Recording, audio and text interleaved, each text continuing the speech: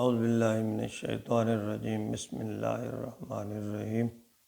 بہت ہی پیارے مسلمان بھائی اور بہنوں، السلام علیکم ورحمۃ اللہ وبرکاتہ۔ میں غلام مصطفیٰ ہوں اور آپ دیکھ رہے ہیں میرا یوٹیوب فیس بک چینل پیام اسلام۔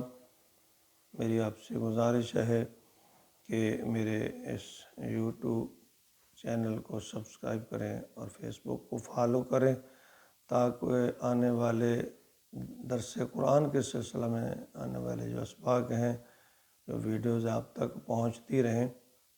اللہ تعالیٰ ہمیں قرآن کو سمجھنے اور پھر اس پہ عمل کی توفیق عطا فرمائے۔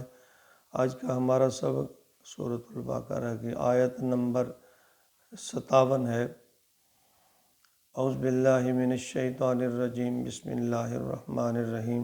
وَظَلَّلْنَا عَلَيْكُمُ الْغَمَامَ وَأَنزَلْنَا عَلَيْكُمُ الْمَنَّ وَالسَّلْوَىٰ كُلُوا مِن طَيِّبَاتِ مَا رَزَقْنَاكُمْ وَمَا ظَلَمُونَا وَلَٰكِن كَانُوا أَنفُسَهُمْ يَظْلِمُونَ۔ بنی اسرائیل کا بڑی تفصیل کے ساتھ تذکرہ آ رہا ہے۔ اللہ رب العزت نے اس قوم پر بہت سے انعامات کیے تھے۔ پچھلی آیات مبارکہ میں اللہ رب العزت نے فرمایا کہ میں نے تمہیں مارنے کے بعد دوبارہ زندہ کیا، اس لیے کہ تم میرے شکر گزار بندے بن جاؤ اور تمہیں سمجھ آ جانی چاہیے۔ اور آگے اللہ تعالیٰ نے ایک اور بہت بڑا جو ان پہ انعام فرمایا تھا اس کا تذکرہ فرمایا۔ یہ جزیرہ نما جو سینا ہے، جزیرہ نما سینا، یہ بہت بڑا صحرا ہے۔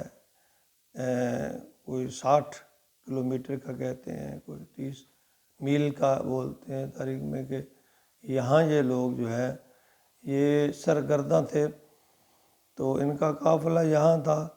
تو یہاں پھر نہ یعنی کوئی سایہ بھی نہیں تھا، کھانے کے لیے کچھ نہیں تھا۔ تو انہوں نے موسیٰ علیہ السلام سے عرض کی کہ اپنے اللہ سے کہہ کہ ہمارے کھانے پینے کا بندوبست کرے، گرمی کی وجہ سے کوئی سائے کا بندوبست کرے۔ تو اللہ تعالیٰ فرماتے ہیں وَظَلَّلْنَا عَلَيْكُمُ الْغَمَامَ، پھر ہم نے ان کے اوپر ابر کا سایہ یعنی بادل کا سایہ کر دیا، تو دھوپ سے بچنے کے لیے، دھوپ کی تپ سے بچنے کا ہم نے ان کے لیے انتظام کر دیا۔ ان حالات میں ان پر اللہ تعالیٰ کا یہ فضل ہوا کہ یہ تمام دن اس بادل کے سایہ کے نیچے رہتے، جہاں جہاں یہ جاتے، جس طرف جاتے، بادل ان کے اوپر سایہ کیے رکھتا۔ وَأَنزَلْنَا عَلَيْكُمُ الْمَنَّ وَالسَّلْوَىٰ، اللہ فرماتے ہیں پھر ان کے کھانے کے لیے میں نے من اور سلوہ اتارا۔ من ایک قسم کا آسمان سے شبنم کے قطروں کی مانند بارش کی طرح یہ برستا اور پھر یہ زمین پر آ کر یہ جم جاتا، قطرے جو ہیں جم جاتے اور ایک اناج کی صورت جو ہے اختیار کر لیتے، دانے یا اناج کی صورت۔ اور سلوہ ایک بٹیر کے قسم کا ایک پرندہ جو جھنڈ کے جھنڈ آ کر شام کے وقت یہاں ان کا پڑاؤ ہوتا، وہاں آ کر یہ بیٹھ جاتے اور رات کو یہ بڑی آسانی سے ان کو پکڑتے اور پکڑ کر انہیں بھون کر کھاتے۔ یعنی کھانے اور پینے کا ایسا اعلیٰ انتظام اللہ تعالیٰ نے ان کے لیے فرما دیا، بلا مشقت، بغیر مشقت کے لذیذ کھانے۔ کلو من طیبات ما رزقناکم، اللہ تعالیٰ فرماتے ہیں کہ پھر میں نے کہا تم ان پاکیزہ چیزوں میں سے کھاؤ جو میں نے تمہیں عطا کی۔ وما ظلمونا ولیکن کانوا انفسہم یظلمون، اور تم پھر ظلم نہ کرو۔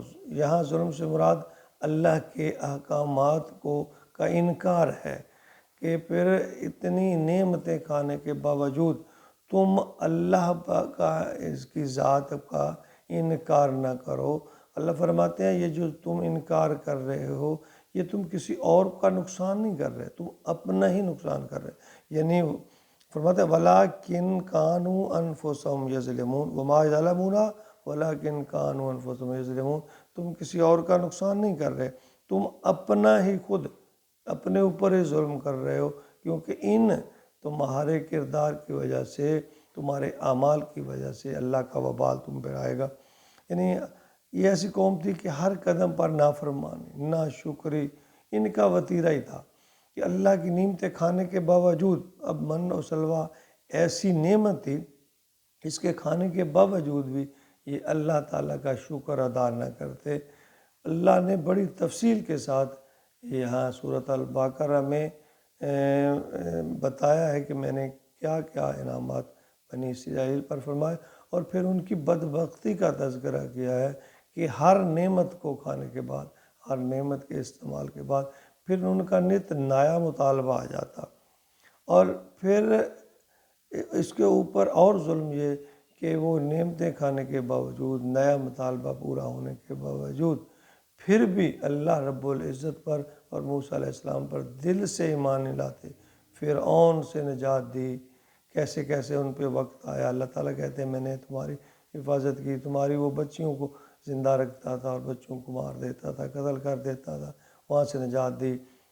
پھر ڈوبنے سے میں نے تمہیں بچایا، گرمی کی تپش کے تمہارے اوپر سایہ کیا، کھانے کے لیے من و سلوہ دیا۔ جب بیجا مطالبہ کہ اللہ کو دیکھ رہے ہیں، اللہ کہتے ہیں موت دے دی۔ پھر موت کے بعد موسیٰ علیہ السلام نے جب دوبارہ اللہ سے گزارش کی، التجا کی، اللہ یہ میری قوم کے لوگ بدبخت، پھر میں انہیں جا کے کیا جواب دوں گا؟ پھر اللہ نے کہتے ہیں میں نے دوبارہ زندہ کر دیا۔ یعنی اس طرح کے انعامات اللہ تعالیٰ نے فرمائے، لیکن اس کے باوجود، ان انعامات کے باوجود وہ قوم اللہ کی ناشکری ہی رہی۔ تو پھر اللہ نے یہ ہمارے لیے ایک سبق دیا ہے کہ اس قوم نے اتنے انعامات کے باوجود میرا شکر ادا نہیں کیا تو انہیں میں نے صفحہ ہستی سے مٹا دیا، ناکام و نامراد کر دیا۔ تم بھی خبردار ہو جاؤ کہ میں نے تمہارے اوپر بھی بہت سارے انعامات کیے ہیں۔ سب سے بڑا انعام تمہیں آخری نبی اپنے محبوب کا میں نے امتی بنایا ہے۔ اگر تم نے بھی میرے احسانات کا شکر ادا نہ کیا کہ یاد رکھو جس طرح سابقہ قومیں تباہ، تم بھی تباہ ہو جاؤ گے۔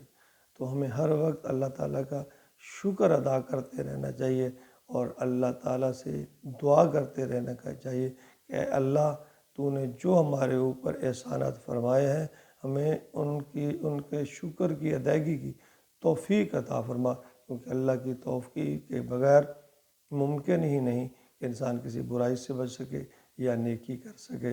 لا حول ولا قوت الا باللہ، صدق اللہ العظیم۔